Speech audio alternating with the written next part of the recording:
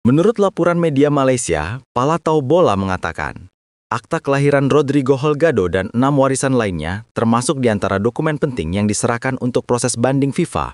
Dokumen-dokumen yang dikirimkan FAM sebelumnya tidak memiliki konfirmasi NRD, sehingga dengan bantuan pengacara yang mahal, peluang Malaysia untuk memenangkan kasus 30 Oktober terjamin.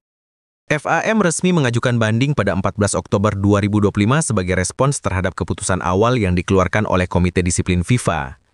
Sergi Vitos, pengacara olahraga internasional yang mewakili FAM, mengungkapkan bahwa Komite Banding FIFA dijadwalkan untuk mengumumkan hasil keputusan pada 30 Oktober 2025. Informasi mengenai keputusan tersebut akan disampaikan kepada semua pihak terkait beberapa hari setelah pengumuman resmi. Berikut komentar warga Malaysia saat tahu FAM resmi serahkan dokumen 7 pemain palsu ke FIFA.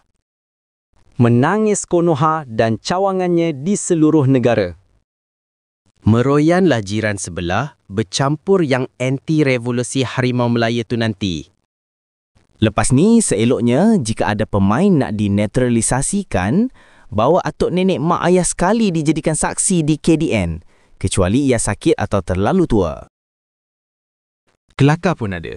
FIFA petikai sijil kelahiran datuk dan nenek sebab FIFA ada sijil yang asal, tapi yang dihantar sijil kelahiran 7 pemain. Ada sedikit biol di sini-sini. Benda memang mudah, tapi jadi susah sebab benda tu tiada. Mudah. Kelakar pun ada yang FIFA petikai sijil kelahiran datuk dan nenek. Sebab FIFA ada sijil yang ori dari negara-negara lain. Tapi yang dihantar sijil kelahiran 7 pemain. Ada biol kat sini. Hati-hati bang. Kan nanti alih-alih tengok kat sijil JPN awak dah bertukar jadi rakyat Zimbabwe nak. Hantar sijil kelahiran 7 pemain pada FIFA tanpa pengesahan JPN at KDN. Bodoh betul FAM buat kerja. Atau nak sabotaj Harimau Melaya?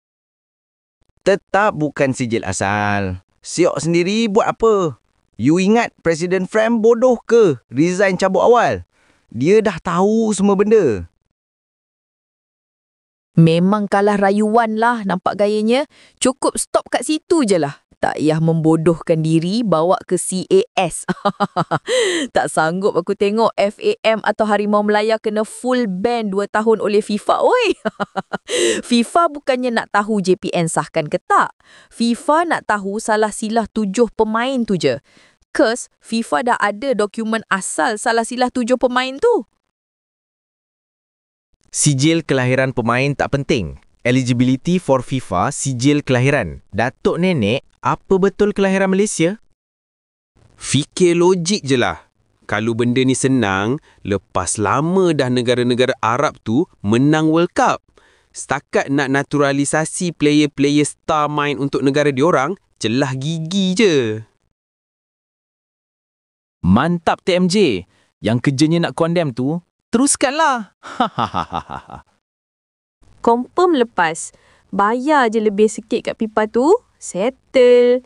Benda boleh bincang. Apa nak kalut? Aik, kelahiran datuk nenek sepatutnya kan? Kena sijil kelahiran player pula. Sekiranya benar, teramat memalukan. Sekiranya. Benda tak sahih tapi sibuk nak mengomen. Las, bagi IC guna kuasa menteri.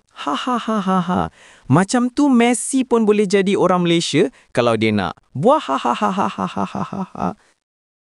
Sah sebagai warga negara, tapi jalur warisan tak jelas sebab FIFA dah dapatkan dokumen primer dari negara asal player-player.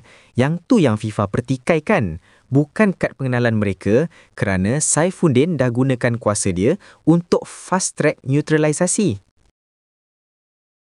Kata bola sepak Malaysia dah profesional. Nak buat ala-ala Eropah. Tapi kenapa Harimau Melaya dipolitikkan? Sampai JPN senang nak bagi kerakyatan pada yang belum tentu ada keturunan warisan dari Malaysia. Adakah nak tunjuk kuasa atau ikut sama pusing macam kerajaan? Sama macam isu warga China. Datang-datang dapat IC untuk kepentingan politik.